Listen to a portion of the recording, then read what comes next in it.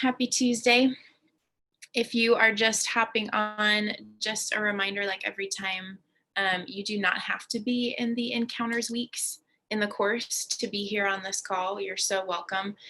We're just going to keep all the questions pertaining to encounters. So it can be a request for help walking through an encounter. It can also be a question of like, hey, I feel like my logical brain is taking over, or I didn't like an encounter I experienced, how do I process that? So feel free to ask any of those things. But we'll go ahead and just begin by just kind of getting a little bit grounded and remembering how good it is to be us and the gift of life that we have. Maybe you don't feel connected to that in this moment, and that's totally okay. So we're just going to take a little pause. And you can take a deep breath. And when you're ready, you can go ahead and close your eyes.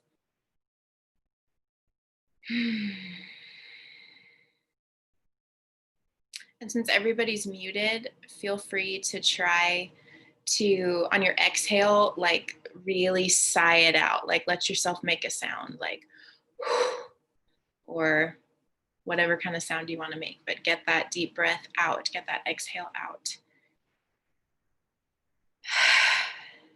So good. And take one more.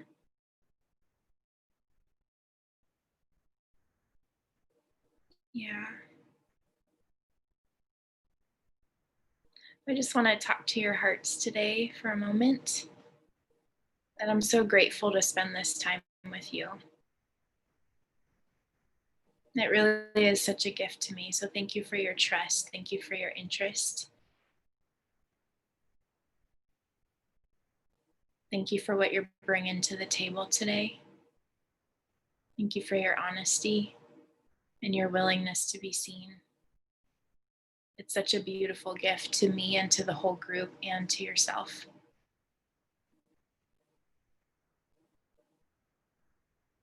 And as you're sitting there, I'd love for you just to think of one thing that you're grateful for in your life.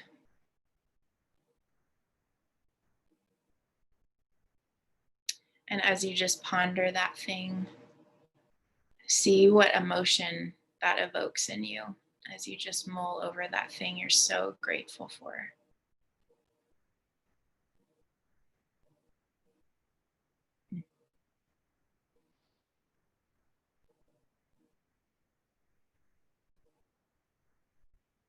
And just in your own way, let your heart thank God for that thing in your life.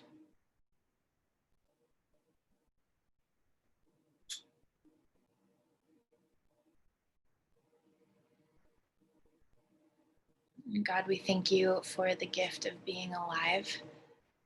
And we ask that you would continue to awaken us to that truth and that reality, that we would feel that our lives are actually gifts to experience and to share and to participate in.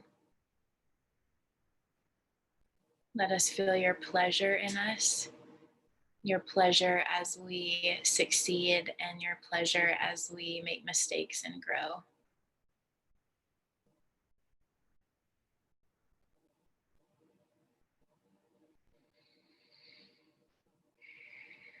And go ahead and take 2 more deep breaths.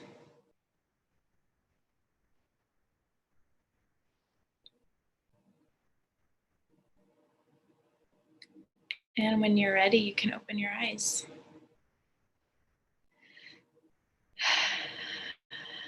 Awesome.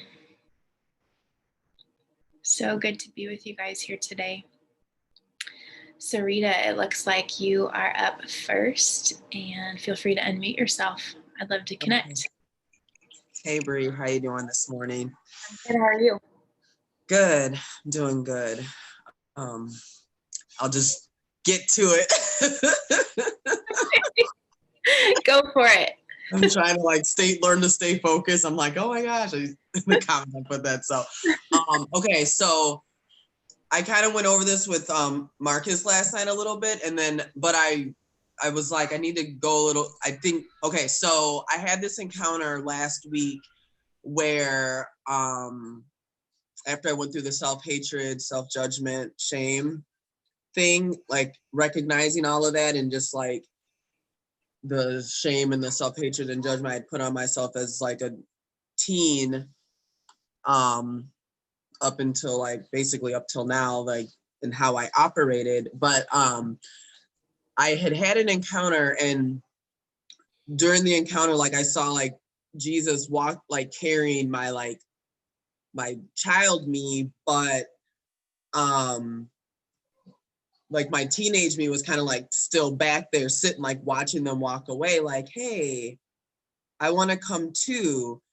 And so we kind of worked through that, but then like you were saying, like there was a part where I didn't know if it was like actually like my logical mind that kind of jumped in or if it was something else. But there was a point in that where as they were walking away, it was almost like who I thought was Jesus carrying away my little girl, like turned around and looked at me almost like, you can't come, like, no.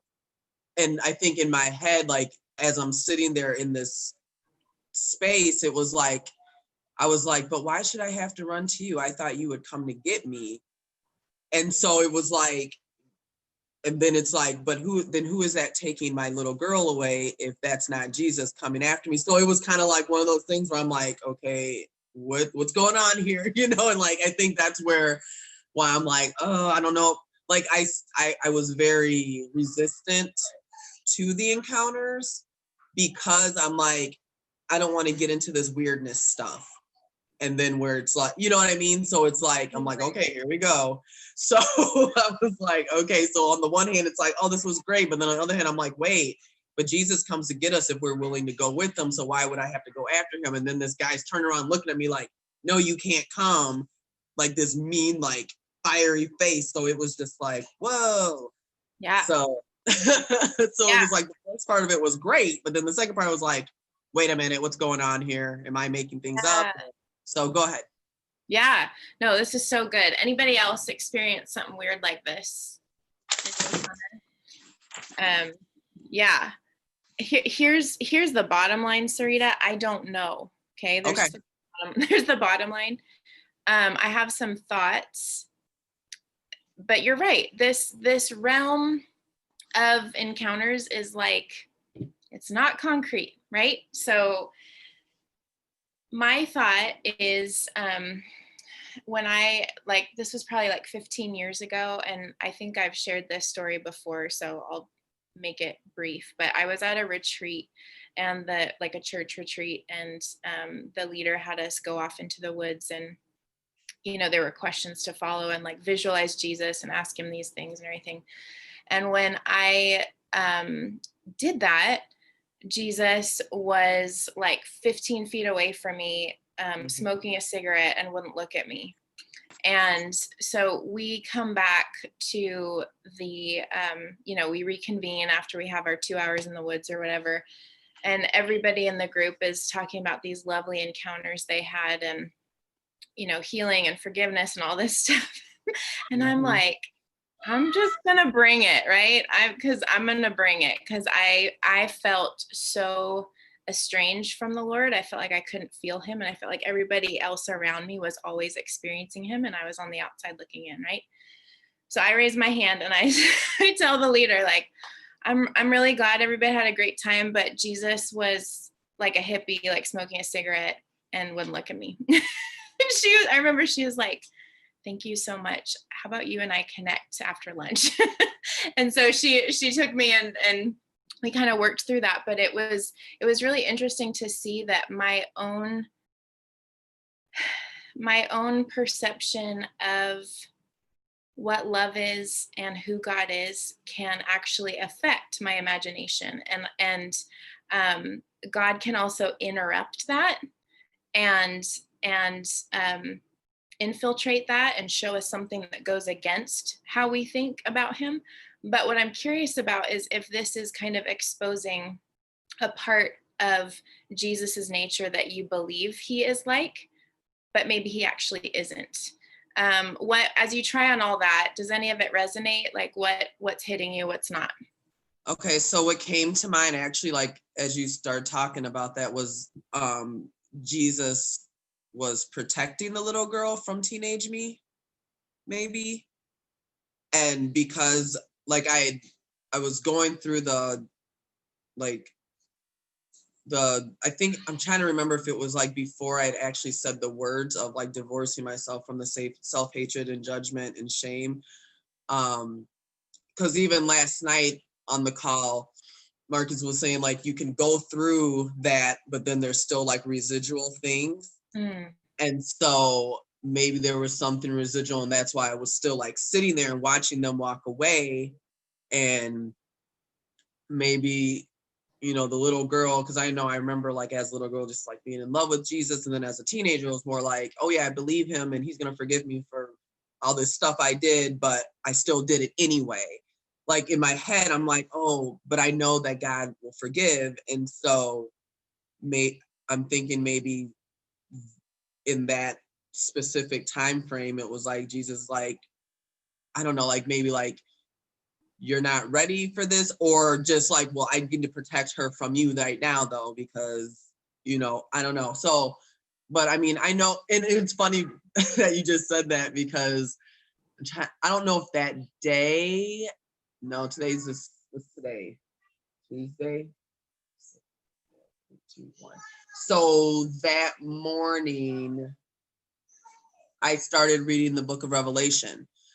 So, and I know in the book of Revelation, it definitely talks about like the wrath of the Lamb and stuff, which is like, you know, definitely a part of the end times where the rebellious will be judged if they reject Christ, which it's like, okay, I believe that. I know that's to be true. So I don't know if that came in there or not, because I wasn't even at that part yet. It was like the very first chapter, you know, it was kind of like, but maybe there's just something like where little me still need to be protected from that teenage me, because I hadn't quite finished with all of that self-hatred and stuff. I don't know. So maybe I wanted to go along, but maybe I was like still resisting in some aspect, because I still felt like, oh, but I still need to be like to show or to be punished for that little piece that I did do. So then I can feel like I can join in and go along, or can be, you know, received. So I think maybe that had something to do still with the self-judgment, or, you know, Yeah. the self-hatred, like almost like, I think they were saying like sometimes you feel like, oh, I have to hate myself to the point where I show that I really hate what I did. Like, I think we are to hate our sin, but not to hate who we are in that sin. And so kind of learning that line, that delicate line of hate the sin that I did, but I don't have to hate myself for doing that sin. So, Yeah. So if I'm hearing you correctly, you're saying that maybe there's a part of teenage you that still feels like she's punishable for what she did. yeah, I think, yeah, probably, yeah, because I know that goes back to like that shame again, because it's like I was raised in the church, so it was like I knew that sex outside of marriage was not something that God wanted for me, because it's just not good for us. It's like he gives us those parameters for a reason, because he wants to protect us, just like he told Adam and Eve, don't touch that, don't eat the fruit, you know, because I'm protecting you, and to really trust him with that. And so kind of knowing that and saying, oh, well, yeah, I know I'm not supposed to do this, but God will forgive me. And then, of course, the aftermath of that is just like when you really have this spirit in you. And maybe I didn't knowing you have the spirit in you, and then doing that, and then the feeling of afterward, like the shame, like kind of like with Adam and Eve, like they had the shame, so then they covered themselves. It's like the same way, like, oh, I really shouldn't have did that. That was really bad. Like, oh, I knew that I shouldn't have did that. Now I feel even worse, because it's like almost like I went against my conscience, knowing I shouldn't have done it, but I gave. Oh, Sarita, you're muted. For lack of a better word, you know, I gave my flesh. I gave into the worldly desires of the world, saying, oh, but go ahead and do that because it'll feel good. But they don't tell you, but the feelings afterwards of the dirtiness and the shame, and then like they forget to tell, and they don't tell you, but you can go to God and he will cleanse you, and you don't have to do that. Almost like I have to give in to this, and then I can go and get forgiveness afterwards and say, no, God's grace is that not only does he forgive you for that, but he gives you the grace. You don't even have to say yes to that. And I think for me as a child, it was almost like, oh, well, I have to give in to this so that I can, that verse where it says, do you think that you have to continually sin so that God's grace will abound more and more? I think I was living that out thinking, oh, but I have to give in to this so then I can get God's grace and be forgiven. And then next time I won't. But it's like when you continually give into something, it becomes familiar. So then you just keep doing it. And then after a while, it's like, oh, okay, well, whatever. So I think there's a lot of that going on, but still knowing I am forgiven, but at the same time, like, but why didn't I just say no? Like when I really wanted to, I couldn't even say no. Like I didn't even have the strength to say no to this because obviously by then I had fed my flesh so much that it was just desiring that love and that craving, that feeling of being accepted and all of that. So, and obviously like getting my love in a detrimental way, not thinking about how it was going to affect me later. Mm. Yeah, I mean, these questions that you're asking are really, they're really deep and tender, and they're theological in terms of like God's nature and who is God and Mm-hmm. what is he like, but they're also Mm-hmm. deeply personal. So it's Yeah. not just that, you know, the if I say the right answer that will bring ease and peace, and Right. I'm wondering if you would like to walk through an encounter right now. Is that something you're open to? Yeah, it is. Yeah. Yes.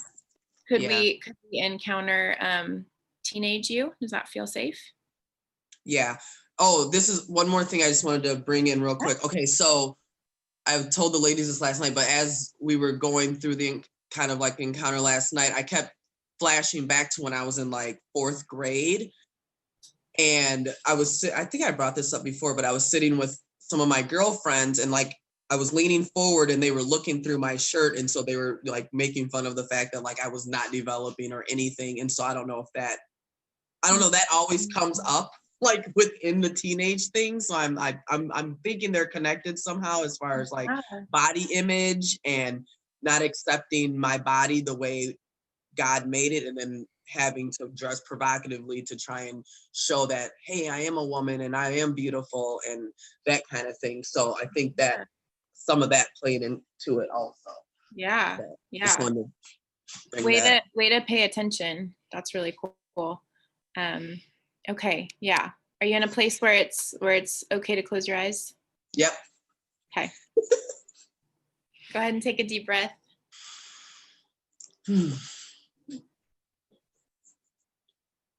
And Sarita's heart, I have no agenda here today except that you encounter love. So I'm just showing up with my own childlikeness, and I invite you to do the same.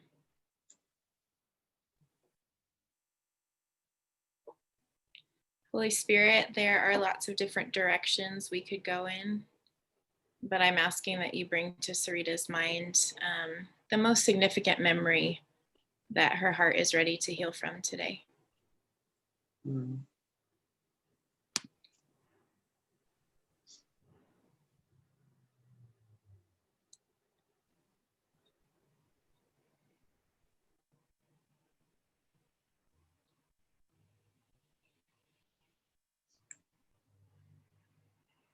Okay, at the moment, I'm seeing like me as a little girl, like riding my bike in the parking lot of our neighborhood. We would like ride in a big like oval.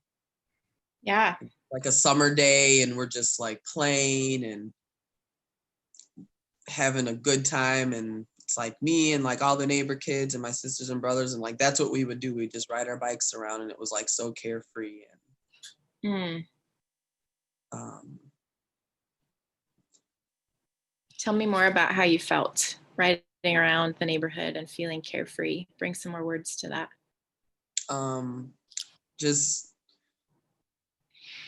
Just really happy and enjoying the moment and like going as fast as I could and just just having a lot of fun. Yeah.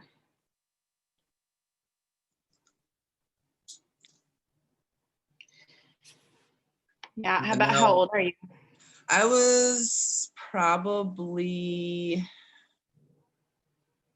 I don't know, like 8, 9, because I lived there from probably like 1 until I was like 20. So I lived there for a long time. So it's almost like that was like a every summer thing. I think I got that bike when I was maybe like 6 or 7, like, and I had it for years. Yeah. Two-wheeler, pink and purple Huffy. Nice. I'm glad you can still see that. Yeah, that's good. Like, I remember when my dad took my training wheels off and I actually ran into the tree in front of our house, like learning how to ride the bike. Great.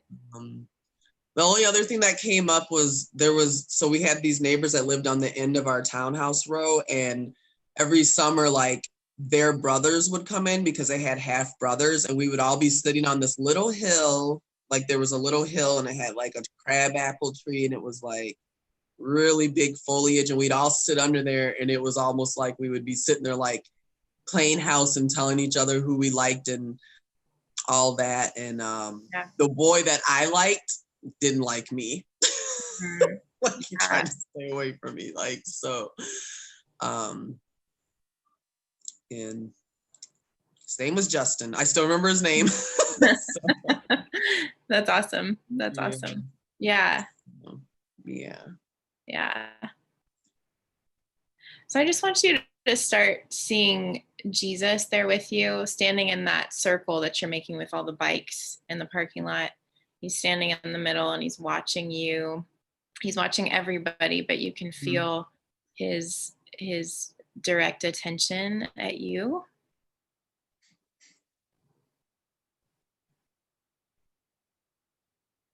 Pleasure. Yeah. I just want you to ask him, Jesus, what would you like me to know about this? Jesus, what would you like me to know about this?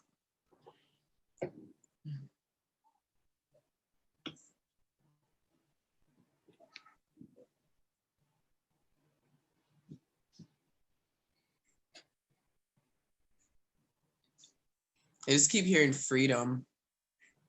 I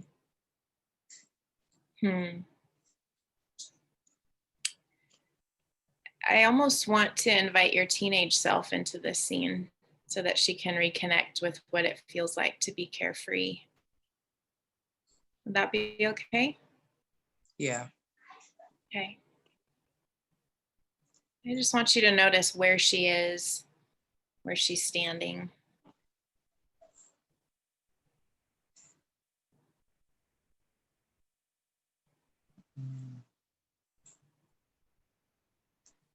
It's kind of all over, like next to Jesus, and then like across there's another like hill that was kind of on the other side of the parking lot where there's a bunch of trees lined, like a bunch of pine trees.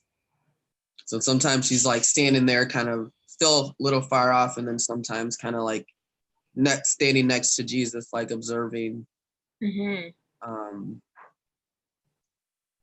Yeah.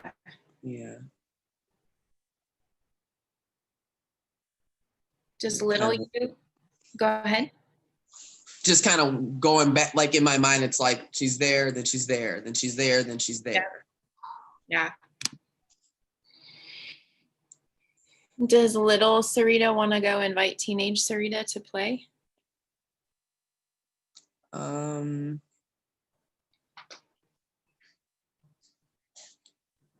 Not when she's like far off, but then like when she's by Jesus, she's kind of looking like, oh, like when I'm far off, she's kind of looking like, who's that? Like, she looks kind of scary. Like, it almost reminds me of when I was little girl. So that little family that we play with, they had an older sister, and she always looked really scary because she was like maybe, I don't know, she was probably only like 5 years older than me.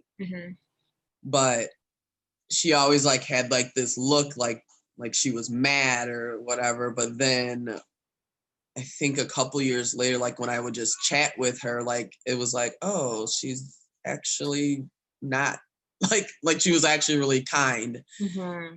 So like I think that's kind of the feeling that I'm getting, like kind of reminds me of how Cynthia was, where she seemed unapproachable, but then once you started talking to her, she was actually like really nice.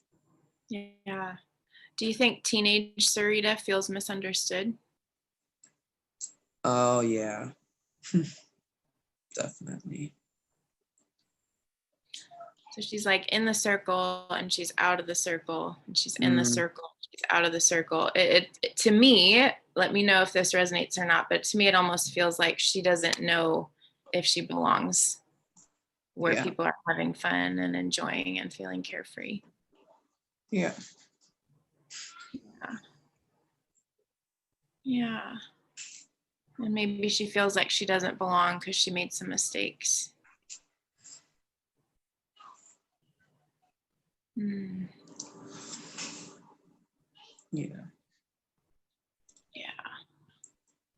Like I feel like I think at that point in my life, it was almost like I was like, oh, I need to do this to try to be in this crowd, or do that to be in this crowd. Like I had to compromise who I really was in order to try and fit in. Otherwise, I would be alone, Yeah. because I really wanted to please the Lord, and I wanted to follow him. But that wasn't, most people in that age aren't. I mean, I guess I shouldn't make that declaration. I don't know if most people, but it's hard when you're in that, middle school, high school, if you want to follow the Lord. I mean, I'm sure there were other people, but it's almost like you believe the lie, like you'll be the only one. Mm-hmm. And so it's like, well, then I need to compromise here so I can fit in, or I need to compromise there so I can fit in. And now she feels like she doesn't belong anywhere. Right? Like, but I don't want to be in any of these now. I just want to be in, I just want to be like, I want to be in the Bible club, but Yeah. I don't know where the Bible club is. And Yeah. is there even one? I could start one, but I've done all this. Everybody knows how I am. So if I tried to start one, then nobody want to come, because how are you going to start that after you've been doing all this? Mm. Mm. That judgment. Yeah. Yeah. Yeah.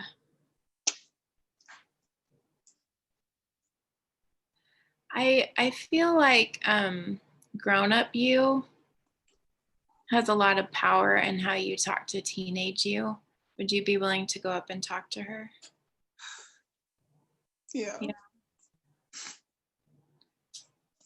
Now you're older than her. You've lived a little bit more life than her. So before you express anything about what she's doing, I want you to express how you want her to be loved.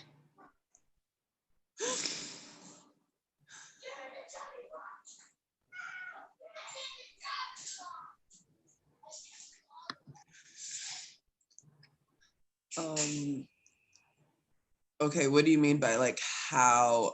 I think that's hard for me. Yeah.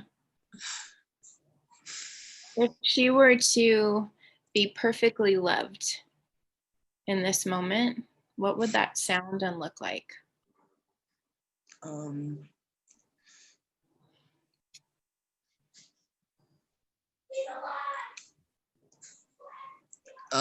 it would look like just holding her hands and looking in her eyes and just telling her how beautiful she is and how wonderful she is and how thoughtful and kind and giving and compassionate, and always wanting to help others and to bring others along and to help others be included. And it's funny because all this stuff I'm saying, it's stuff that my husband would say to me. And Yeah. Because he would see those things and he'd be like, oh, you're so kind, you're so giving. You know, you always want to include other people and you always want to do things for others, which was good, but it was to a fault because then I would neglect myself. So I would tell her, don't neglect yourself. Take care of yourself and, you know, don't think that you have to don't go against what you feel is good and right. Yeah. Don't give in just because you want to fit in. Yeah. You don't have to do that. God has someone for you and God is with you, and maybe you are alone but you're not lonely. And it's okay to spend time by yourself. You don't have to be in a crowd all the time. You don't have to always be at every function. You don't always have to be at every gathering. It's okay to say no and just chill out and enjoy being by yourself. Yeah.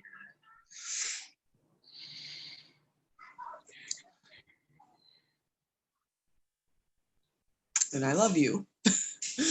Yeah. Yeah. Giving her a big hug and just holding her.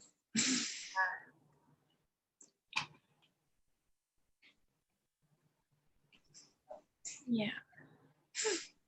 You're doing so good. Just let yourself feel it. Yeah.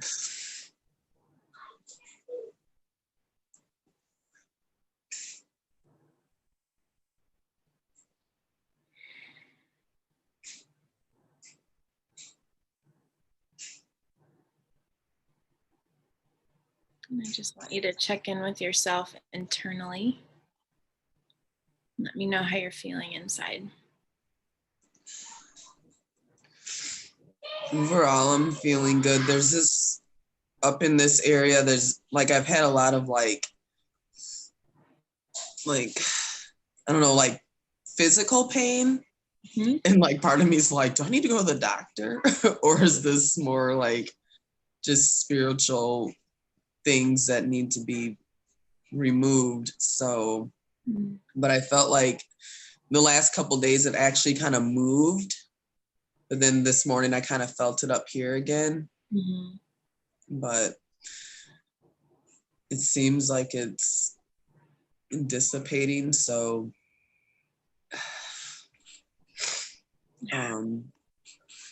there's just, I think my body responds physically. Like my knees have been like really hurting the last couple days. And I'm like, is that from the cold? And because I played basketball with my son for the first time in forever, or, you know, so, but That's good. That's good awareness. Yeah. I think there's a lot of theory out there about how emotions affect our bodies. So it's definitely good to be aware of. And if you have an unction to go to the doctor, that's good too. Um, yeah. but it is really important as you're feeling emotions to pay attention to where you feel them, because that can kind of give you clues. Sometimes the chest can be grief, but that's not hard and fast. But I just offer that because it does feel like teenage you is grieving a little bit. Yeah. Um, and you know, I've heard grief talked about as it's giving yourself a framework and a process with which to accept that something didn't happen that you really wanted to happen. And so Yeah. grief is a moving through. But a lot of times we avoid grief because we feel like it's going to take us under forever.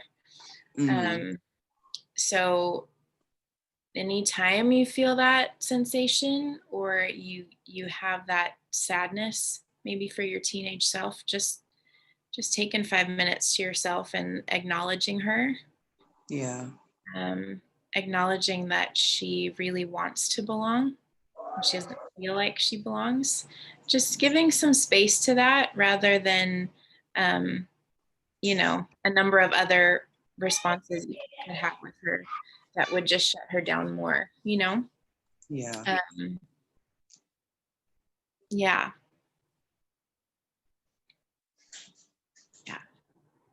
How like, was this helpful? Does it feel at a like that's as far as we're gonna go today?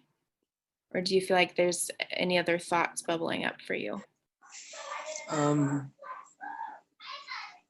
I think the only other thing that like kind of came up like as you were talking was like I was thinking about like I was telling my teenage stuff like like this person didn't care about you, this person didn't really care because that was in the time where I was kind of like sleeping around with different people and like there were certain people where it was like a consistency like where I was with them consistently, but then there was others like sparse in between and it was like certain people came up where it was like they were in like they had a girlfriend but then they would break up and then when they would break up then we would get together and then when they got back together they wouldn't talk to me because we weren't really like girlfriend boyfriend kind of thing. Mm-hmm.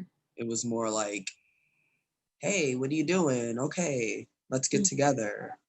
um but it wasn't like anything was gonna last from there. Yeah. Yeah. And I think just the sadness of like giving in and not saying no Mm-hmm. when I wanted to. Yeah. And yeah, I think just being comfortable with not being that way. But then there were times where I didn't do anything with someone and then people accused me of doing something with someone and then that really pissed me off. Mm-hmm.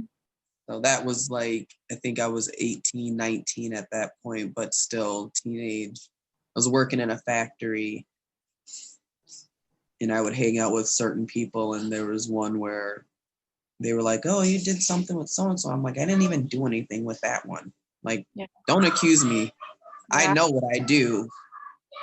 And I'm not going to, it was like I was so prideful, almost like, yeah, I did that with this, and him, and him, but I didn't do nothing with him. Don't try and say I did. It was almost like I was pissed because I'm like, don't tell me how I do my business kind of thing almost. Yeah. So. Yeah. So here's what I'm thinking. Why don't you go ahead and take 2 deep breaths? Okay. And open your eyes when you're ready.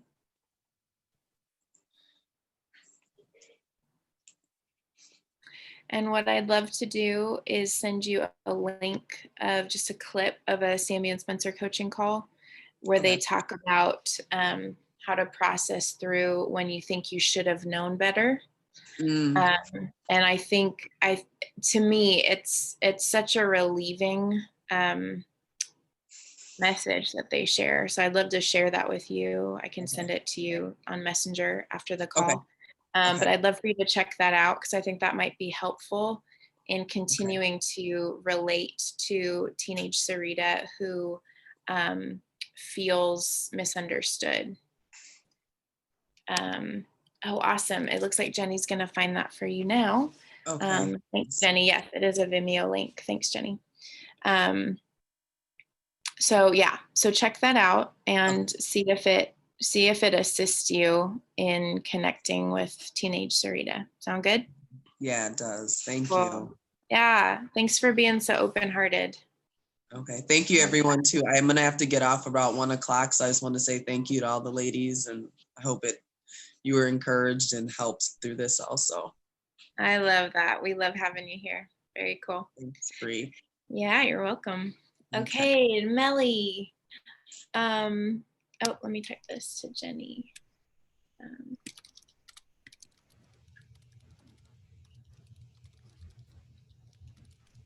Okay, Jenny's getting that link. And hey, Melly, how are you? Good. Hi, Bree. That Hi. was so good with Sarita. You guys touched on some things that I wanted to bring up too in my call. Okay, cool. I think it's like a belonging thing that you guys mentioned. I was going to talk about how, like, whenever I come to like a new group, I just assume that they're going to reject me. And I asked myself, like, when was the first time I felt that and it was in elementary school. Like these two popular girls, like one was really smart and one was really pretty, and was like the head girl because we had like positions and prefects. And I wanted to be their friend, but it was just difficult. Like it just seemed like they didn't want to be my friend, and I was still like dealing with the sense of like, oh, my mom isn't here. That means I'm not special as everyone else who has a mom. And so I think that played into it too. And then I was a bit overweight when I was young, and I was mocked a lot for it too. So that sense of not feeling beautiful enough or like good enough to like be their friend came in there too. So I tried to walk myself through an encounter. Well, I just remember the earliest time I tried to like tell myself things, like to basically negate what were the primary feelings I remember. But I know there's some things that I didn't like. There's some questions I didn't ask myself because I already assumed like I already know them. So why would I ask myself those questions? So I need help walking through that. And there was like something else too. Like there was another scene. I think this was like higher up. No, No, actually, this was like even younger than that. Actually, now that I think about it, I think I was in third grade or something like that, and I wanted to be friends with this group of girls, and they didn't want to be my friend, and they said that if I wanted to be their friends, I had to go because I was living with my grandma then. She had like this pack of erasers that she bought for like our school supply. They said I had to like steal erasers for them, like if I want to be their friend. So I like stole and I got caught and like got the whole thing about how stealing is bad and just like feeling like a bad girl because like why would I be stealing at that age? But I was stealing because I wanted to belong. So it's just that sense of oh you're not enough to belong. Like as you are, you have to do extra. And then something else that came up as Sarita was talking to was me like just coming to terms with the fact that I think that even when people accept me, like eventually when they see the real me, like the acceptance is gonna run out. Like eventually, like I'll be too much or like not enough for them. And yeah. Yes. Yes. I can relate to this a lot. Anybody else out there relate to this? Yeah. Anita can relate. And again, I invite that not to invalidate what you're feeling, but just so that you know you're not alone, especially since we're talking about belonging. As I was listening to you, I it's almost like I heard your heart believes that belonging means you can't actually be yourself. Like Yeah. to belong, I've got to be less or I've got to be more than who I actually am, which is a never ending hamster wheel, right? Mm-hmm. Instead of showing up to a group of people and just getting to be you, no matter, some people might love that and be drawn to it. Some people might not click with it. Instead of that, it's you scanning the room and apprehending what you need to become for each person, which is really exhausting. Like I have to figure out what they want me to be and like show up as that. Yeah. And the bummer is you can get really good at that. Yeah. You can get really good at anticipating what people want from you. Yeah. And then you kind of feel disconnected from yourself, right? Mm-hmm. Yeah. So do you feel like, I know you mentioned at the beginning, like an encounter would be something that's helpful. Is that still feeling what the direction you want to go in today? Yeah. Okay. I feel like even just as you were talking, I remember like I'm also still processing like my relationship with my dad now. And like yesterday, Courtney took me on an encounter of like giving over responsibility. And I feel like that's where maybe it was even earlier than school, like feeling that who I am, like as I am is not enough because it's like parents are always trying to correct and say, oh no, it's supposed to be this way. Like I even had this experience where I shared my grief of not having my mom and my dad, and he said he heard me, but he doesn't think that's right, and that sounds like murmuring against God and everything. So that whole thing about not being enough as I am and always having to fix something or like be right according to other people. Yeah. That just came up as we were talking. Yeah. Yep. Are you by chance sitting on your bed? No, but there's a bed right here. I would love to invite you if you're comfortable, and if you're not, totally, we don't have to do it, but I'd love to invite you to, you can just set the computer wherever you want, but get in your bed and like let your whole body just be. Like you're not holding yourself up in any way. Do you feel open to that? Okay, yeah. Okay. And you can have the screen on you or not. It's totally up to you. Okay. I started about to use this one on the call.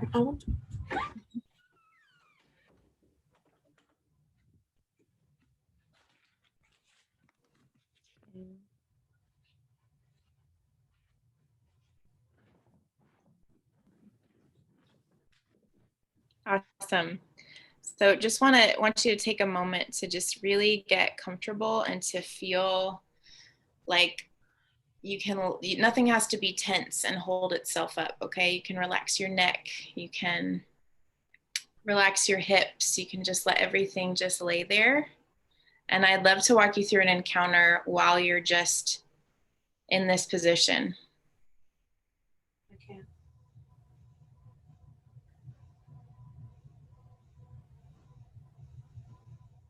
So just do one more scan through your body of any tension. Relax your grip in your hands. Relax your arm muscles, your shoulders. Relax your jawline. You can hold a lot of stuff in our jaw. Yeah.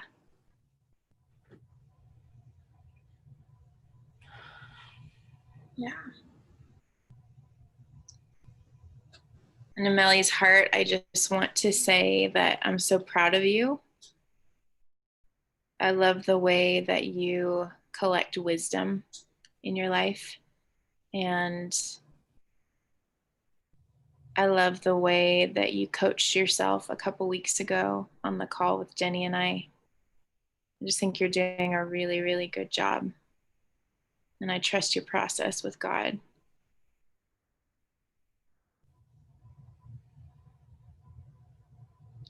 And Holy Spirit, I just ask that you bring to Nemeli's mind the most significant memory that's related to this wound in her belonging.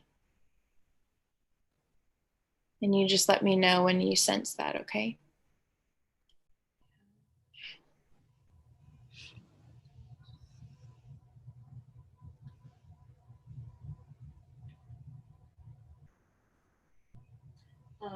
I'm just thinking about how, like, growing up as very young, like with my grandma and my aunties, like, I don't know, I just always felt different because I felt like I had so much pressure and so much pain that it always came out in anger. So it was like most of my time, like as a child, was just spent like in punishment, or like I had done something or they were shouting at me. It was just like so,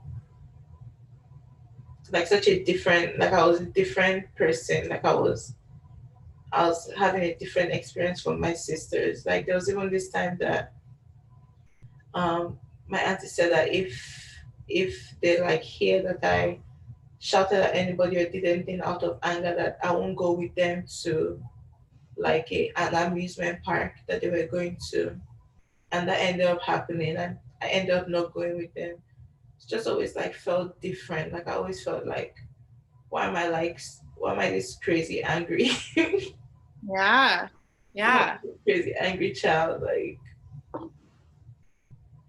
there's always something. Yeah. So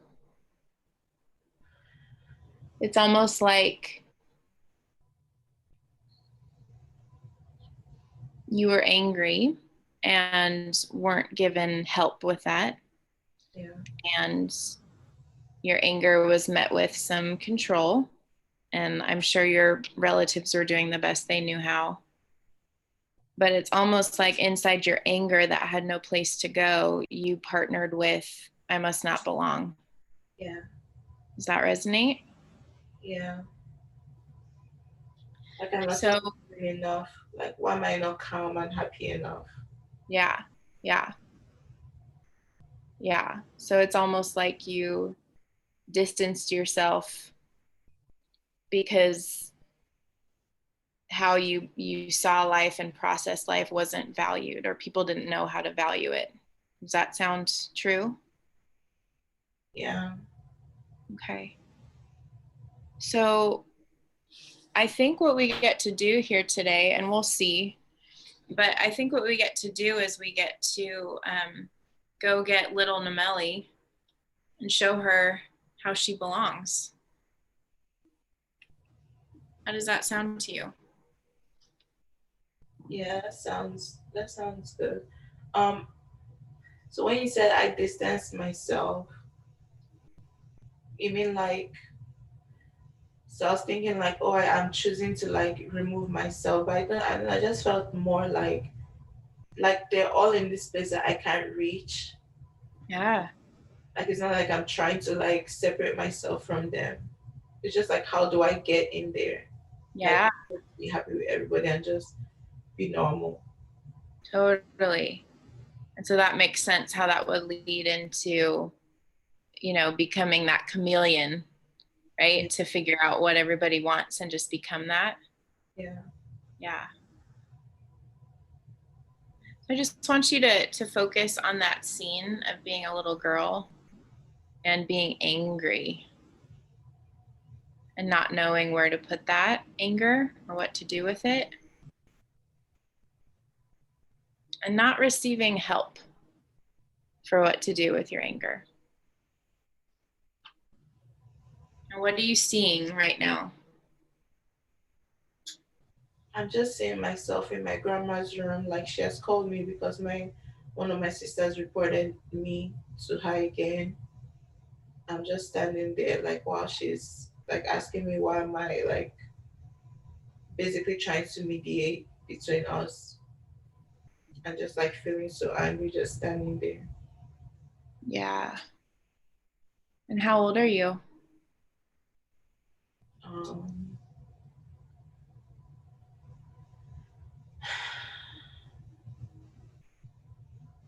maybe like 5 or 6. Yeah. And also like feeling sorry, like not being able to answer why, like feeling confused myself and feeling sorry that I did whatever I did, Yeah. but still feeling angry. Yeah. So I'd love for you to picture me walking in the room. And I'm just going to put my arm around your grandma and any other person that's in that room, and I'm just going to invite them into another room, Okay. and and we'll just chat in there. Does it safe to feel does it feel safe to bring Jesus into this room where you're at? Yeah. Okay. Although I think he might be mad at me too. Okay. Yeah. I'd love for you to try and picture him entering your room, and just let me know if you're able to see that. Yeah. Okay. Now Jesus is a grown up. He's the most grown up. Yeah. He's the most mature, right? Yeah. So he can take this. And I want you to look in his eyes and say, Jesus, are you mad at me? Jesus, are you mad at me?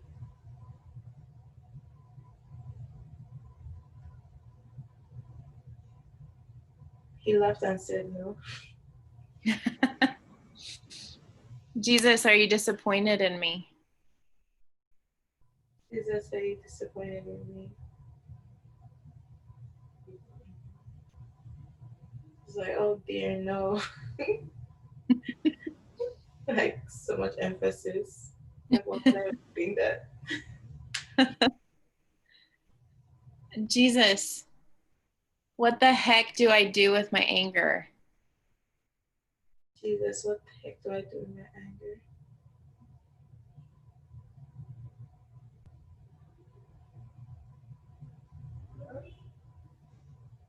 said to give it to him. And what would that look like for a 5 or 6-year-old girl to give her anger to Jesus?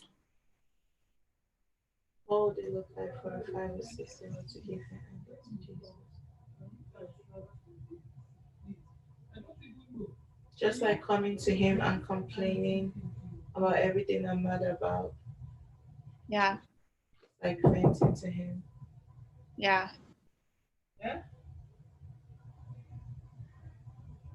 So I want you to go ahead and let that scene unfold of 5-year-old you giving her anger to Jesus. Can I take something from the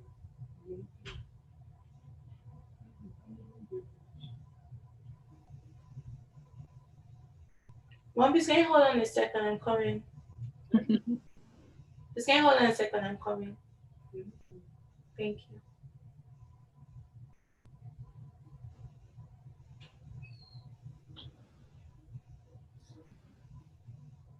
Yeah, I'm just telling him how annoying everybody is.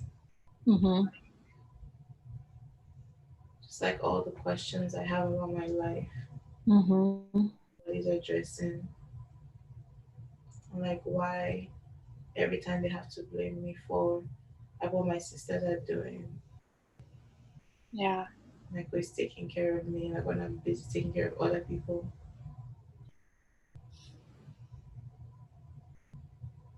yeah, Just like crying too. yeah, And him not stopping me because they always, whenever I cry, they're like, oh, sorry, stop crying, stop crying. yeah, But he's just letting me cry. yeah.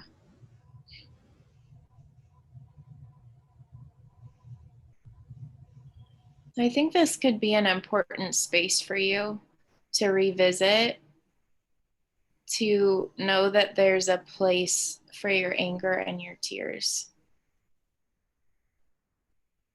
there's no house, so I don't have any house now. Yeah.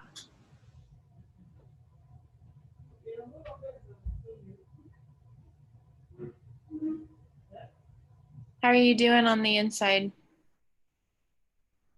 I feel good. I'm going to check and see for how long will you be I feel much better. Mm. Why don't you take 2 deep breaths? When you're ready, you can open your eyes and sit up.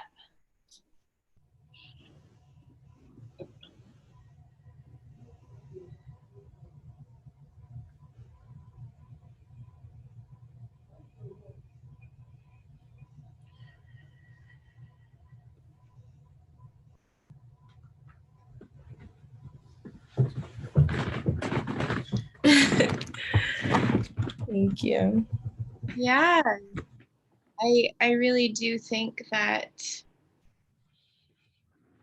like, it's so fascinating to me how intricate we are. Like, we can be aware that, oh, this, I'm lacking this sense of belonging, and underneath that today, For my mama. Thank you. Let me just take me. She had to go into the other room. sure, Sorry. You're underneath, saying how intricate we are. yeah, just like underneath the desire to belong was some anger. I'm like, wow, we're so fascinatingly made, right? We're so intricate. So I think maybe giving yourself a little space in that scene of giving it to Jesus, I'd be curious, like, how that would, if that helps, and what unfolds from there. I would love to hear how that process goes for you if you just let yourself imagine that. Even like I've heard people talk about before, like throwing punches at Jesus just because they need to get it out, and like he takes it, like he can take it. And I just think this is a really beautiful question of like, what do I do with my anger? um yeah, is that helpful? Yeah. Yeah, when I like finished that scene, like I felt like okay, now I can there's not like that thing inside of me that would like make people not like me anymore. It's like, okay, now I can belong with these people because it's like this part of me that I have rejected is like has a place now.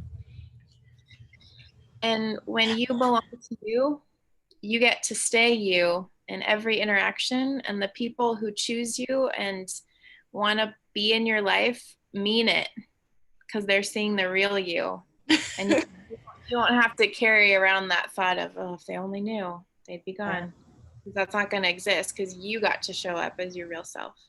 Yeah. And we're all in this journey, myself definitely included, showing up and staying me in every situation. Wow.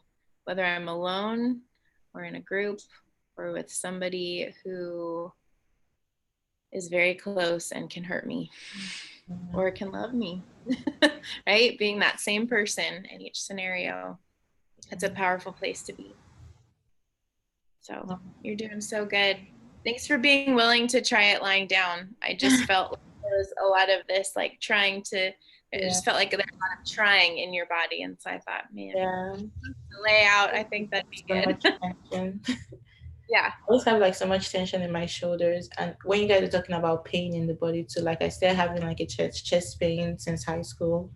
And like it makes no sense like why I have pain there, but I don't know. Yeah. And again, just for the whole group, go to the doctor. Have your regular people check you out for sure. But in the process of emotional health, it can be really interesting to pay attention to what your body's saying. Your body has a language, just like your heart has a language, and we are learning all those languages. So, yeah, it's an interesting component.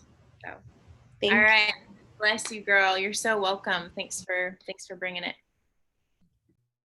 Awesome. Okay, Yanitza or Yanitza, will you please let me know how to say it correctly? You're next. It's Yanitza. I thought someone was before me. I don't want to skip anyone if that's the case. You're right. Thank you for pointing that out. Kirsten is next. Awesome. Thank you so much. Appreciate it. Okay, Kirsten. Hello.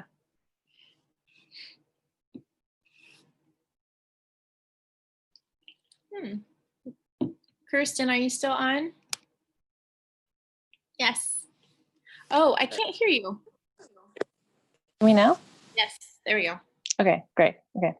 I was just saying, I like your shirt. It's very pretty on you. Mine. Thank you. Thank you so much. And also the theme of teenagehood is like very much alive this morning. Because that's part of my question today, or my question today. So this morning backstory. I just downloaded a dating app, and that is like a very, very, very vulnerable thing for me. It's never something I thought I would do. I like try to process a lot through it and like how I feel about it and all that kind of stuff. And so this morning, I was just feeling like I was asking my heart how I was doing, and my teenage self is the one that has the most fear with dating in general. Like I just am completely like terrified of meeting someone, interacting with like guys in that way is just really scary for me. And I was in a like 6.5-year relationship with somebody. It was on and off. So, and we never really dated. It was like kind of just like friendship into like being together. So yeah, I have a lot of fear around that. And so this morning I was having this like moment with my teenage self, and it's just like I was trying to like encourage her and like love on her, but there was just this disconnect and feeling like she was like just despondent and like not connecting with me. And so I think partly it's like I want to figure out what that is, and then also like if I'm being too strong, if I'm trying to like validate and love and not like try and be like, you're great, let's change how you are.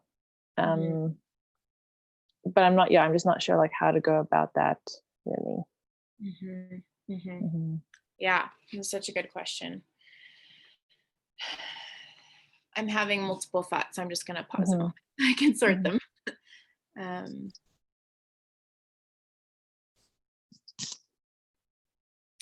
so you're saying teenage you feels despondent and kind of, I mean, this is my own paraphrasing, but kind of like, don't talk to me. Is that how she's?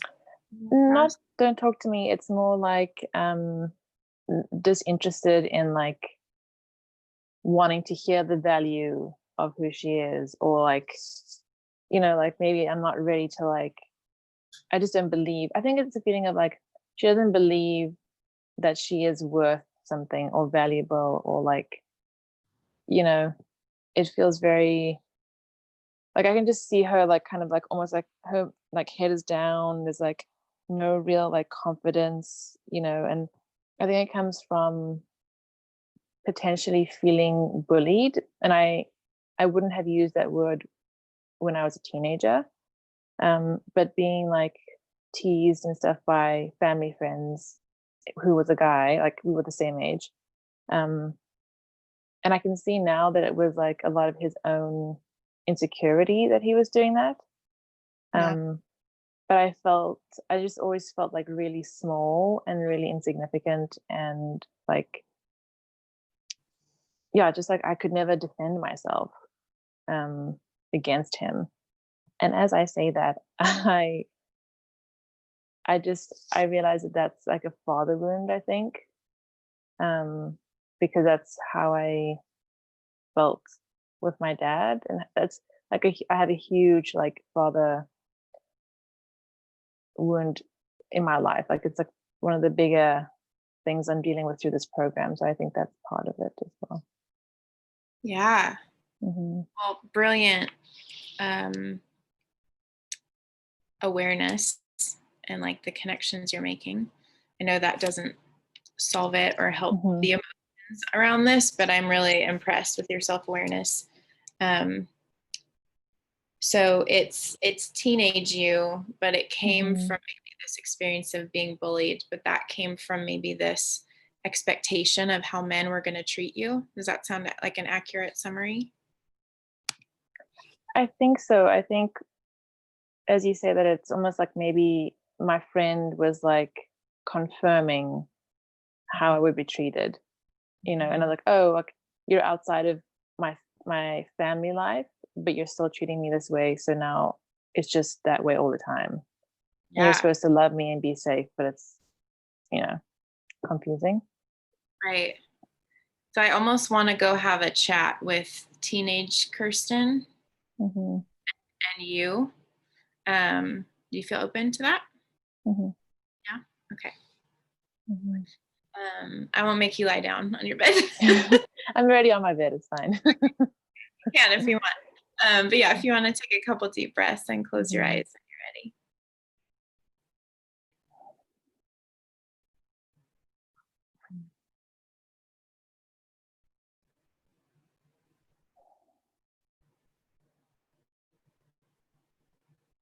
Kirsten's heart, you're doing such a good job. You could not have been here any sooner. I just want to affirm that you're right on time. You're not behind. No one's tapping their foot, waiting for you to catch up.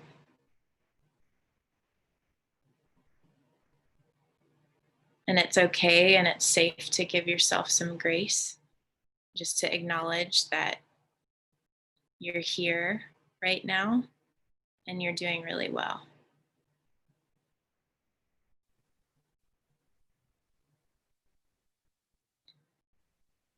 And I'd love for you to bring to mind a really beautiful spot that you enjoy being in.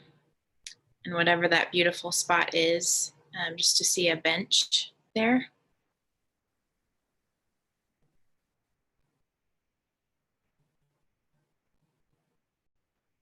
Just let me know when you can see it. Mm-hmm. Got it. Okay. And teenage Kirsten is sitting on it already. And you're walking up from behind her.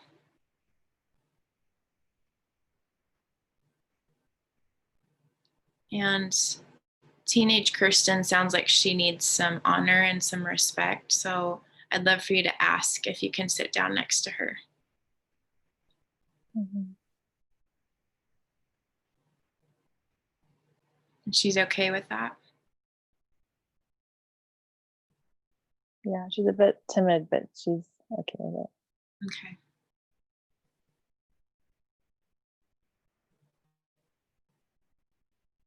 So teenage Kirsten, we don't have to talk about anything today. That's number one.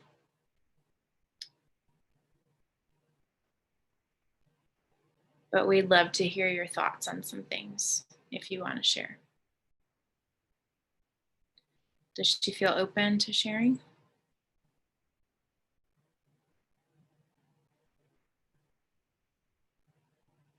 Mhm.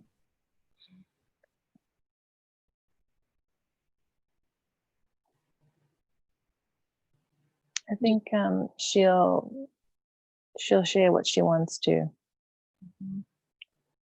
Yeah.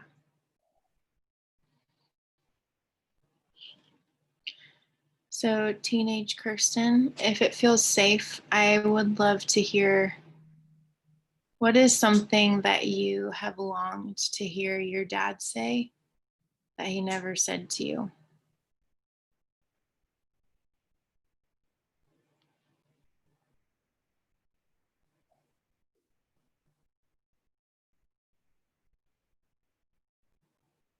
You're okay. Mm.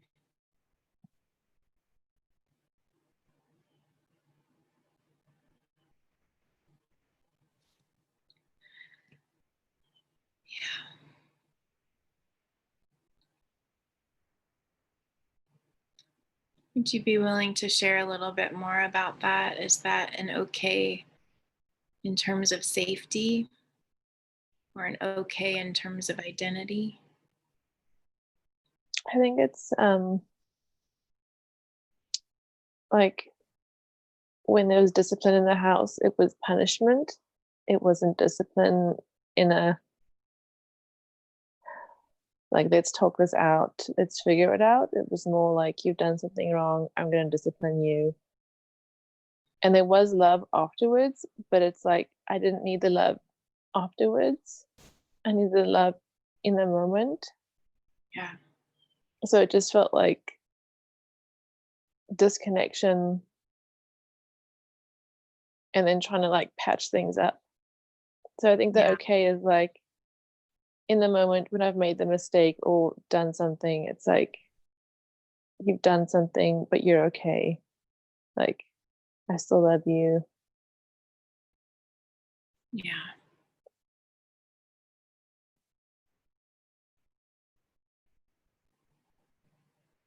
Yeah. So this statement of you're okay is a powerful key to teenage Kirsten's heart. Mm-hmm. And I'd love for you to just whisper that over her a few times. You're okay.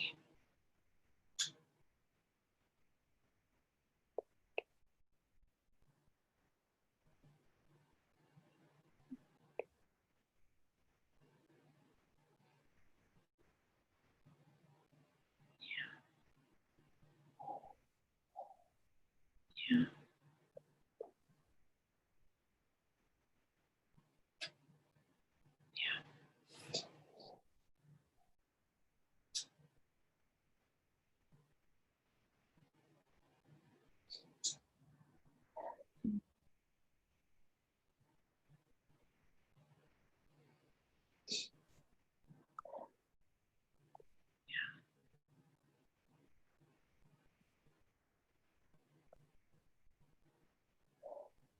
Yeah.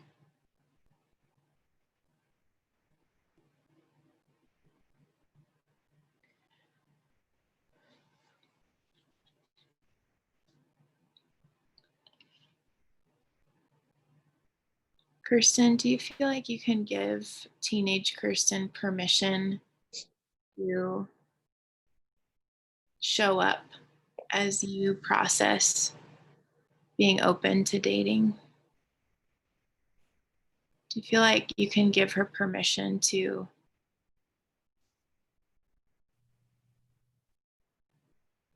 get your attention in this process?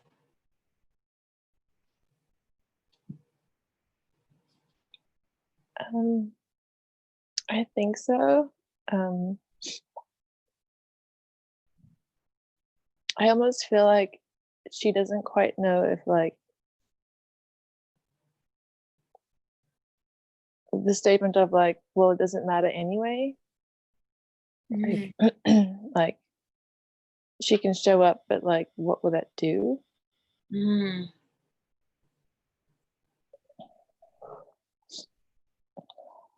Like she doesn't have a voice. Yeah, so it's like, I think that's why she's like, it's like she's cowering in her own like, in her own shame of like, well, it doesn't really matter what I say or do. Yeah. Like I can be there, but it's not going to change anything. Yeah. I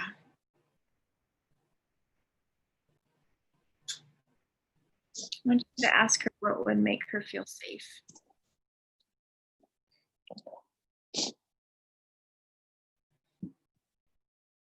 What would make you feel safe?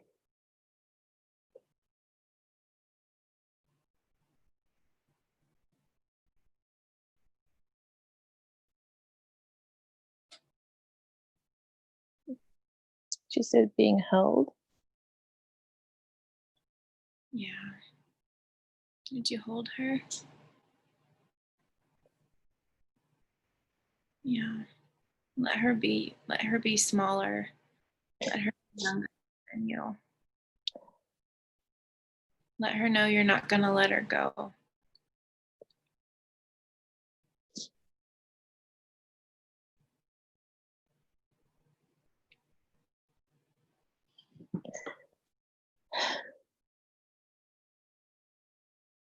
I'm wondering if some of the resistance you feel in dating is because this teenager is not okay with it and doesn't feel safe.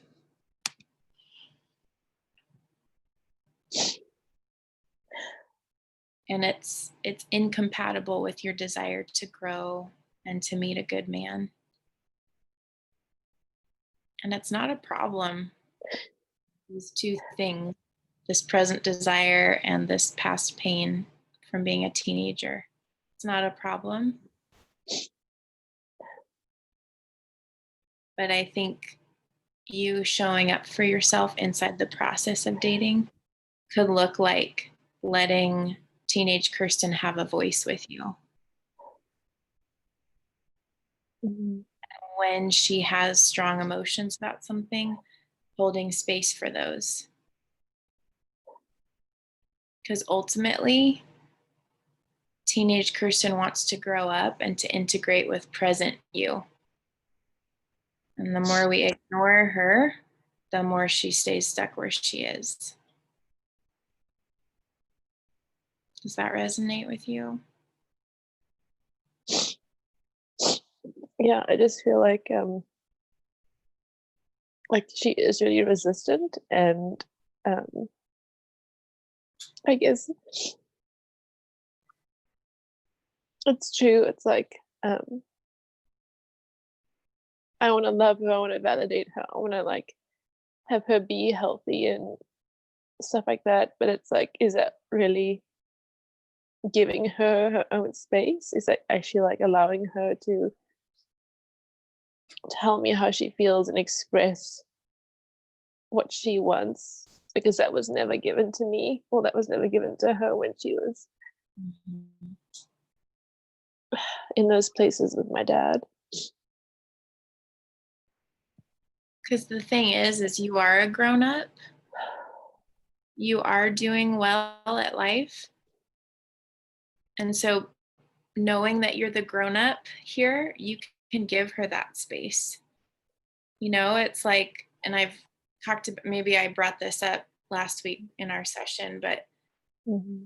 the most effective way that I've seen Maybe there's other ways, but the most effective way I've seen to deal with a 3-year-old having a tantrum is to get down on the ground at their eye level Mhm. and stay really soft and to whisper their name. And eventually the screaming dies down a little bit. And eventually they'll move towards me. And eventually they'll let them be held by me. And eventually the crying stops. And not too long afterwards, they're often playing again. Mhm. And that's them processing an emotion. And a lot of us have not processed emotions. And so we think it needs to take a long time or it has to have a certain solution. When what if the heart just needs to be heard and held for a while? Mhm. Mhm.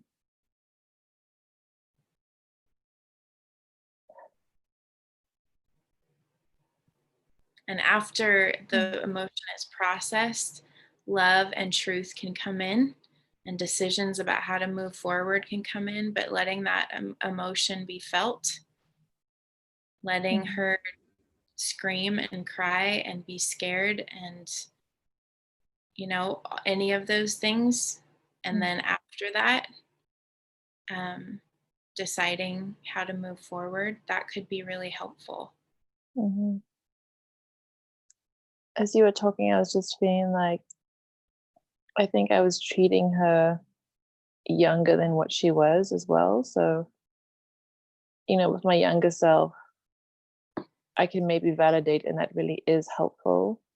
But she was just saying, I just want to hang out with you. I just want to talk.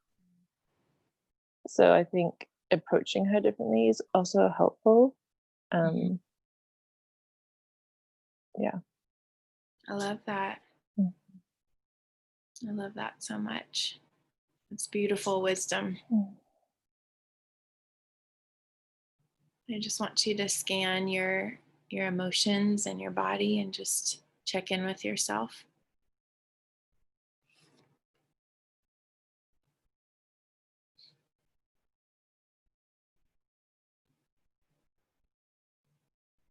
Was this a helpful time for you?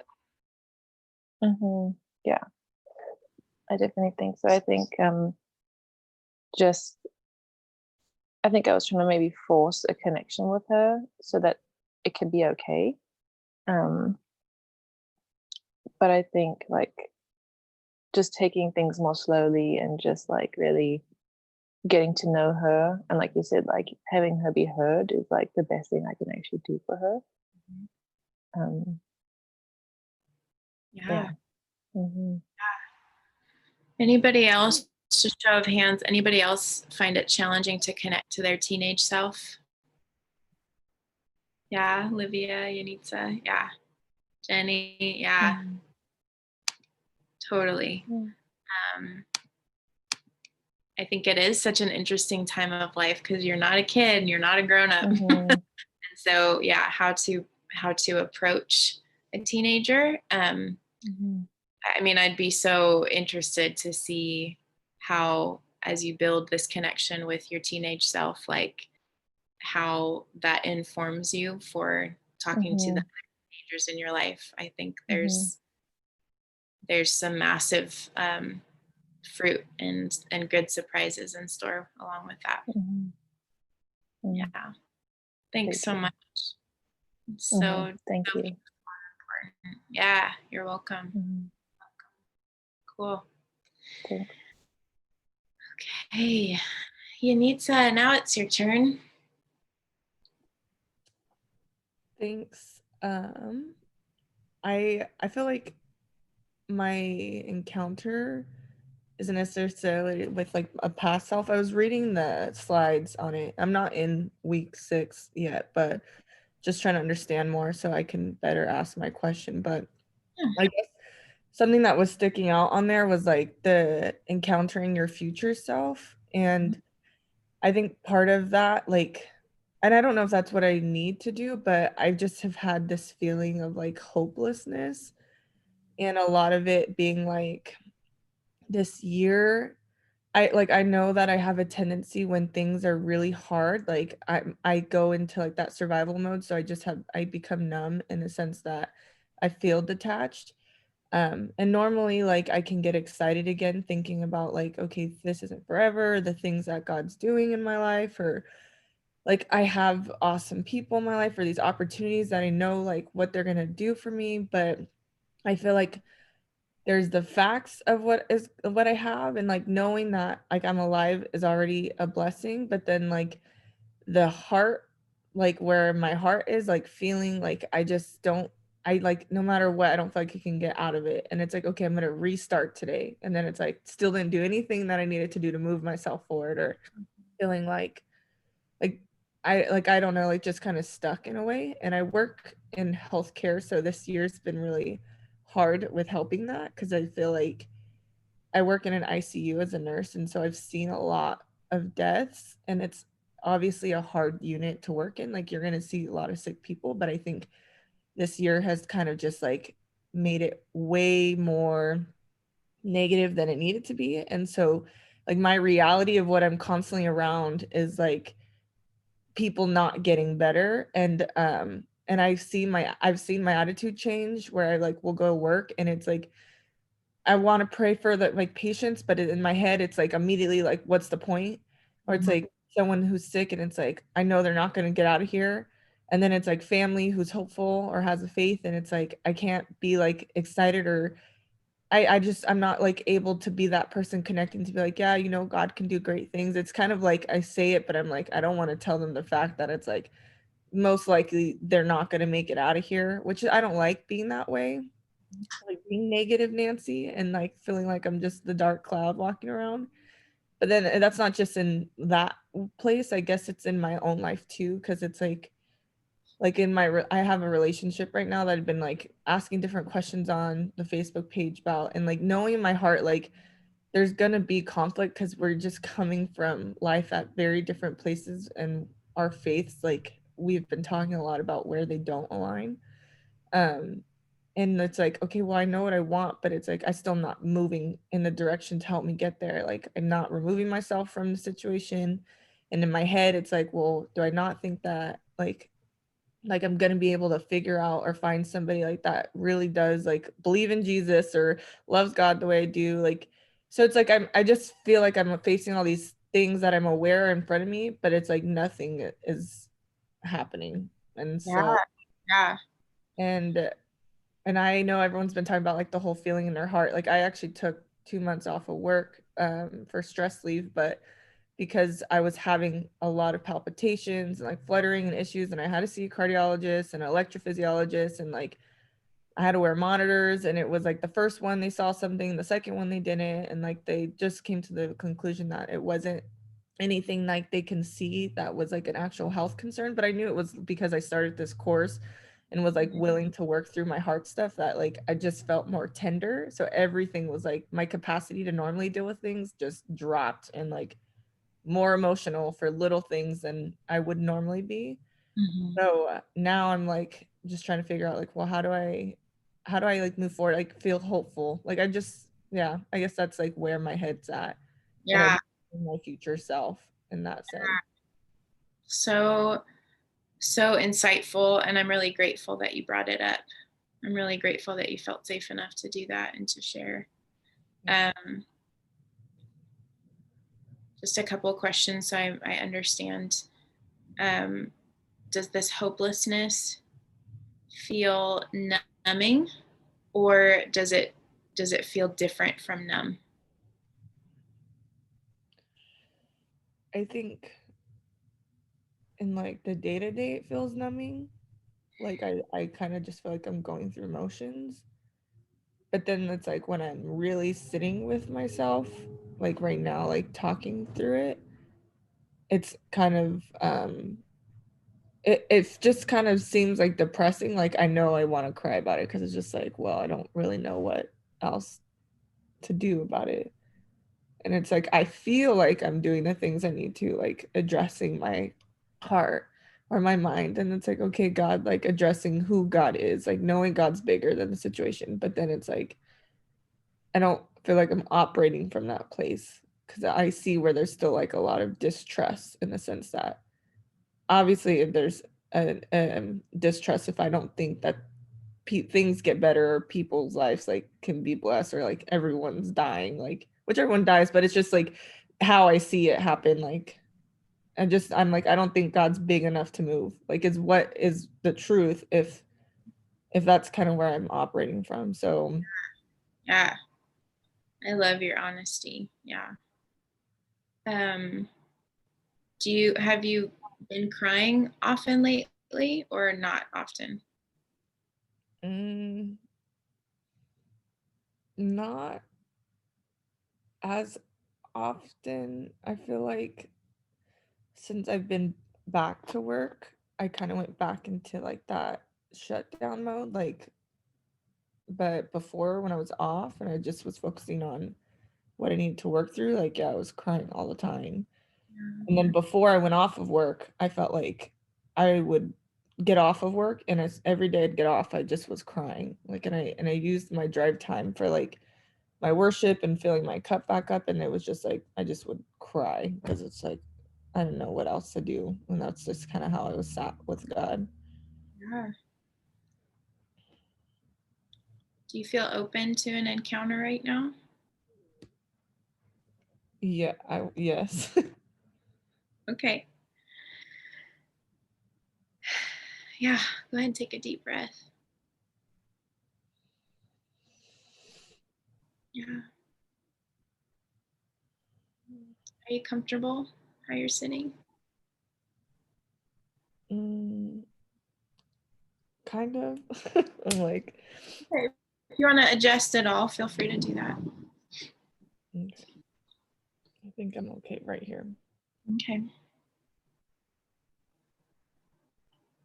I want to invite you to picture a bubble all around you.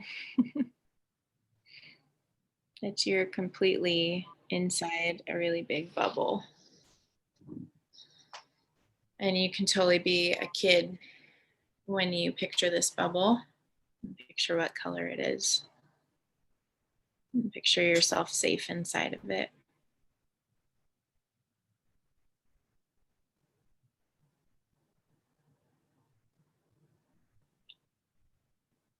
And I just want to invite you to have permission to feel and to think thoughts and to say things that maybe you don't necessarily mean or maybe you don't really believe. But just to have this safe space to release it.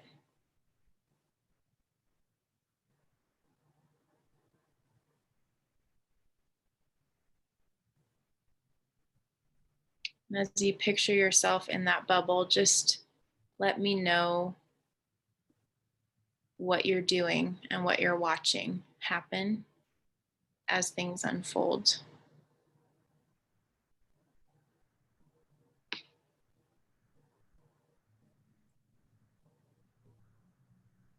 I think initially I felt like I couldn't, like I was running out of air.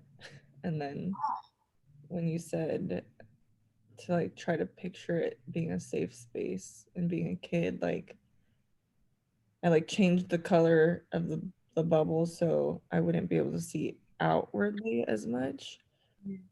And then was sitting like down crisscross. And I like just kind of saying like to God, like I guess like saying what I feel, but in an asking way, like asking, why is this like this? And why did like why are these situations like this? And Yeah.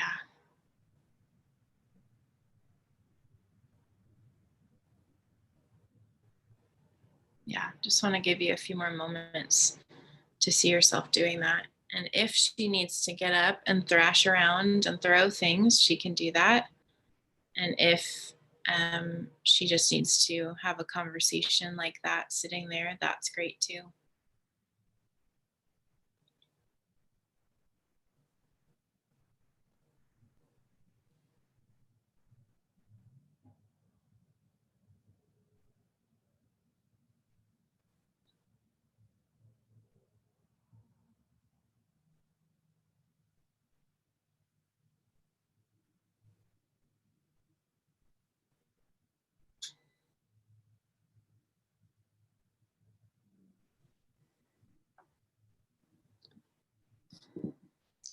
Just let me know what you're sensing, if anything.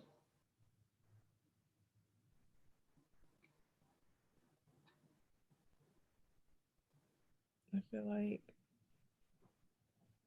I see myself getting up and like hitting the walls of the bubble, like yelling.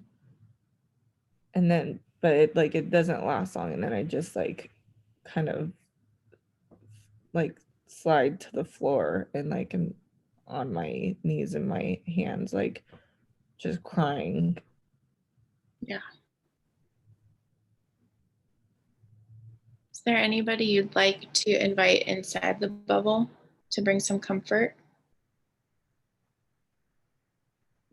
I think my first thought is my sister. Yeah. I love that. So she's just gonna knock on the outside, okay? And she's gonna wait till you let her in because this is your space.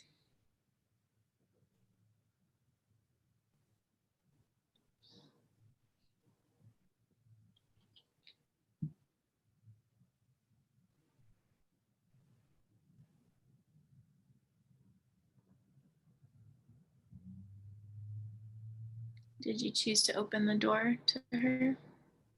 Yeah. Okay. Is she sitting with you? Oh, she's just holding me. Yeah. She saying anything? Like that it's okay. Mm-hmm. Mm-hmm.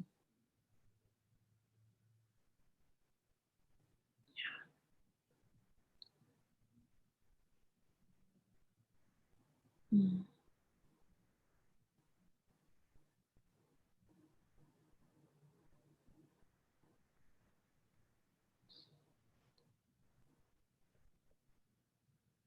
Denitza, do you feel like you have permission to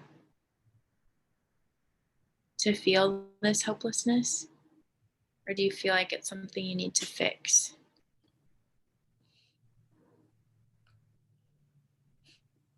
I feel like it's something that I need to fix and like I'm trying to fix. Yeah.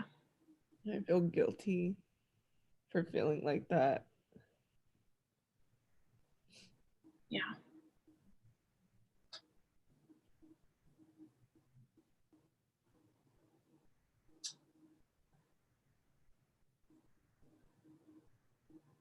And I understand that feeling connected to hope is more fun than feeling connected to hopelessness. So I don't think you're crazy in that you want to fix it. But I wonder if there's something underneath the hopelessness that wants to be listened to and acknowledged.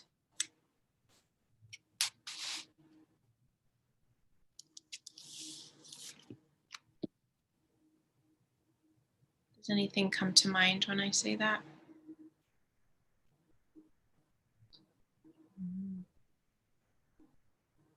Like something you're saying, like if there's something else that's making me feel hopeless, or Mm-hmm. Something underneath it.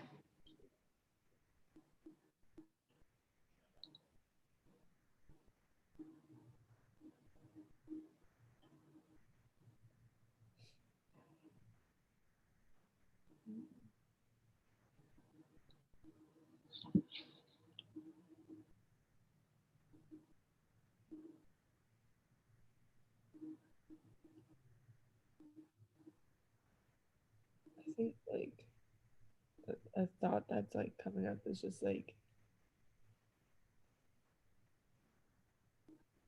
I'm not like I don't I'm just gonna say it how I'm thinking it, but like I can't be used as God's vessel anymore. Like I'm not gonna be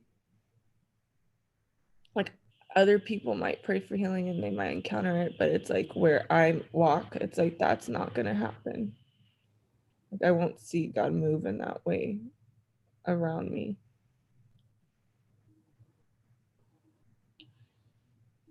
Does this come from disappointment?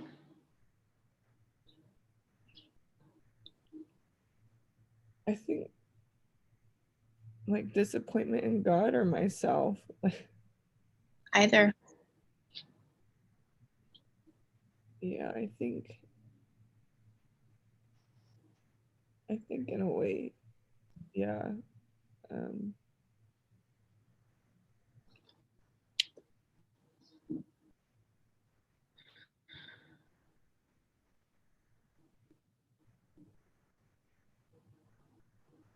Do you feel disappointment in yourself and towards God? yeah. Yeah.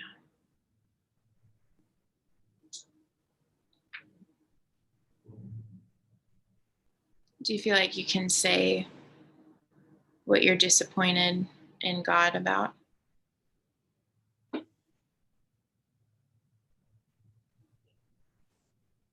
Yeah, I feel like I'm disappointed in like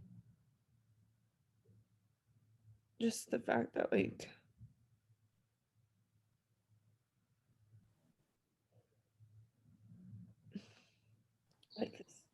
is hearing about how much people like are praying for their loved ones or like hoping and like God being the ultimate healer or provider, and then it's like just seeing those needs kind of go unmet, and I guess like that's based off our expectation of how he's supposed to show up, but and like disappointed in the fact that it's like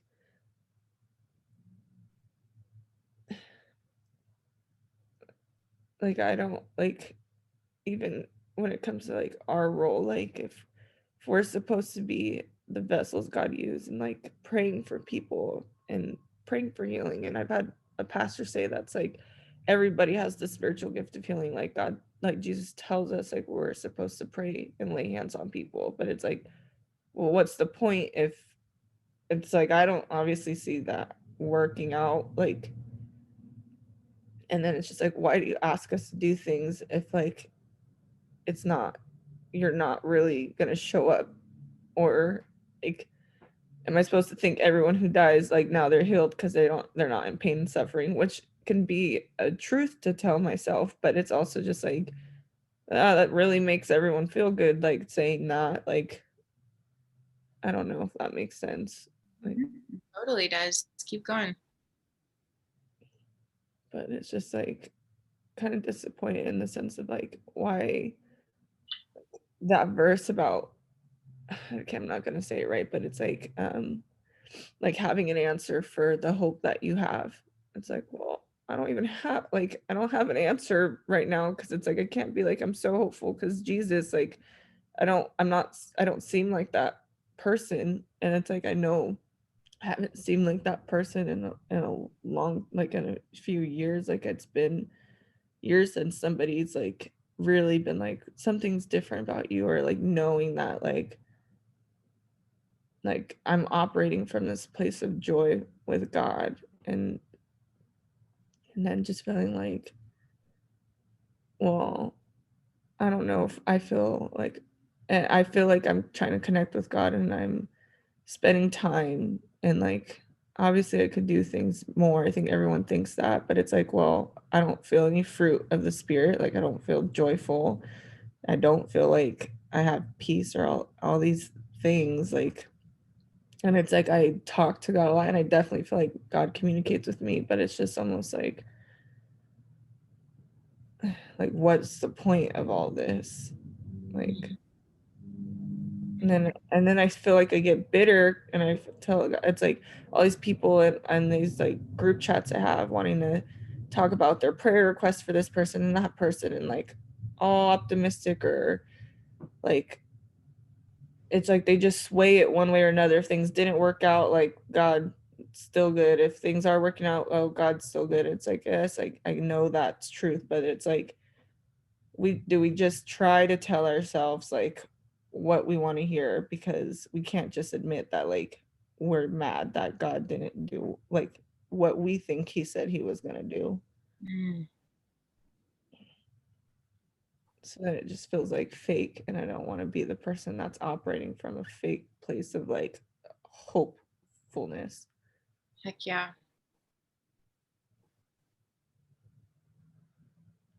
Yeah, I so respect your questions. I think they're good ones. I'm sorry you haven't had a safe place to ask them. I'm sorry you felt alone in them. I'm sorry you felt like you had to deny your honesty.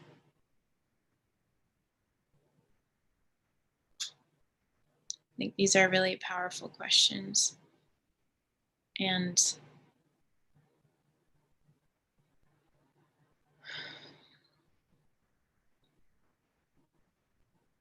I just want to suggest that maybe this isn't hopelessness. Maybe it's like a really big desire to know who God is for yourself, not somebody else telling you what he's like. I think that's a really good request. It's a really good desire. Does any of that resonate with you, or does it feel not true? No, I think that that's true, because it's like I feel like I've been on this journey the last few years of trying to understand like who God is and what that means. Like Yeah. understanding why my faith is what I think is right, and like why, like if God, if the Bible's true, like why is this true over what other people believe, and like why do I have such a strong conviction about that, and like yeah. Yeah. Yeah.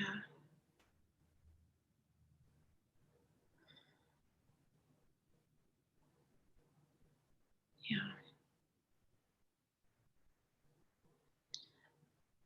This is a really important part of your journey. And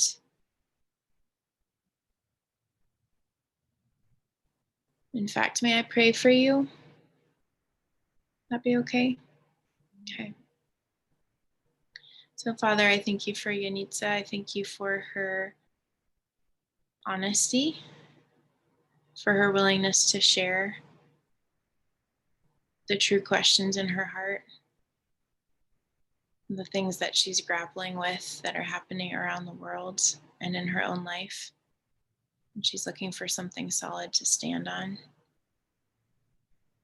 So I just request that she would start bumping into people in her life, whether she already knows them or they're new friends, that are supportive and helpful and create a safe space for her to ask these questions. I ask for encounters on her own with you that would continue to build that safe space in her relationship with you to ask these questions. That the mystery of who you are would be beautiful to her. That the consistency of who you are would be really grounding to her. And that she'd feel new freedom to share her process with the people she feels safe with, so that she doesn't have to feel alone. I thank you, Holy Spirit, for what you're doing in her life. I ask that you give her eyes to see your participation with her.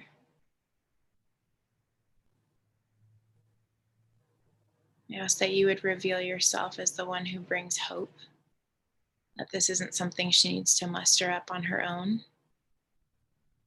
So I ask for new thoughts coming into her brain that would invite her alignment with hope and with safety and with love. In Jesus' name, amen.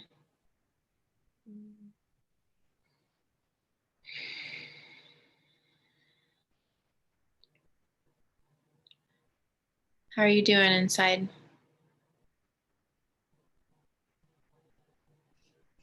Okay. Um, kind of just feel like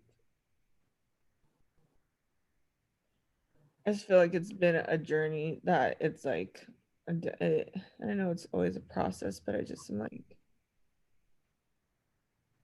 I don't know if like there's really a point of arrival, like feeling like just coming to that place where it's like okay, like I just feel solid all the time with who God is. Mhm.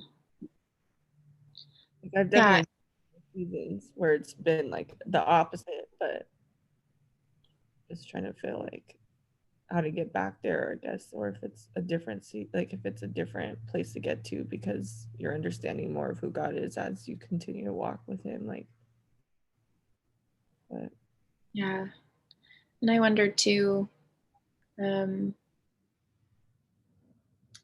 that though we will always eternally be getting to know him because there's so much depth to him, there is a consistency of of his nature that we can expect and rely on, and that is built in us, and we do come to recognize that, and that is the security, and inside of that safe relationship, then we can keep exploring who he is forever.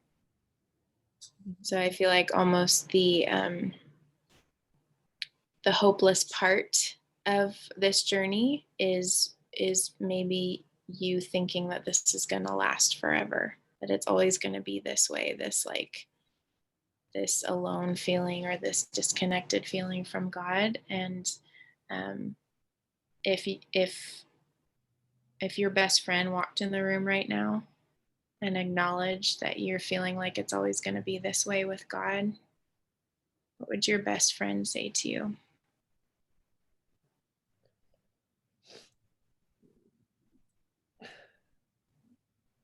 that probably that it's it's not like it's just a season.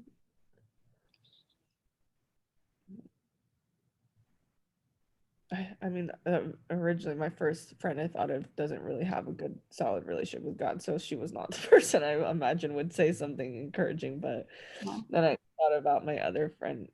She's like family to me, and I know like she's had a good year in like understanding, getting to know God, and so like I know she'd be more hopeful like that. It's not a forever thing. Yeah. You were designed to know him. So you were wired to hear him. You're made to receive his love.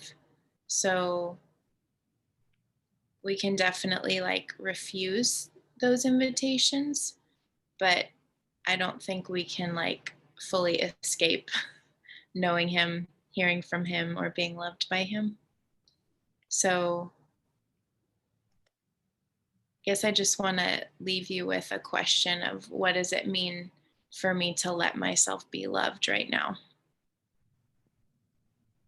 That might be something you want to chew on. What does it mean to let myself be loved?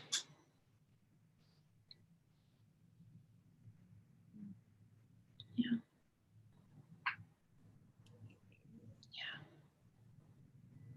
I can relate to you, sister, in a lot of ways. And I know this part is really uncomfortable and it doesn't last forever. And I thought it would. Okay. I love your questions because they're so real.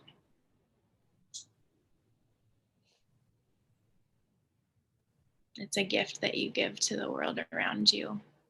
Your realness and your willingness to be honest and to ask the questions.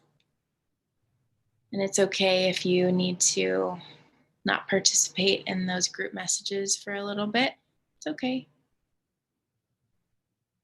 It's okay if you need to go into that bubble and throw things and tear things and punch the wall. And it's okay to take care of yourself too, to give yourself moments of lightness. It doesn't mean you're you're cheating on the hopelessness that you need to work through. Just means you're giving yourself a little break. Okay. I'm sending you so much love, and I would love to connect with you again. Okay. Okay. Thanks for being here with us today. Thanks for having me. Keep us posted, okay? Okay. All right, everybody. Thanks for hanging out.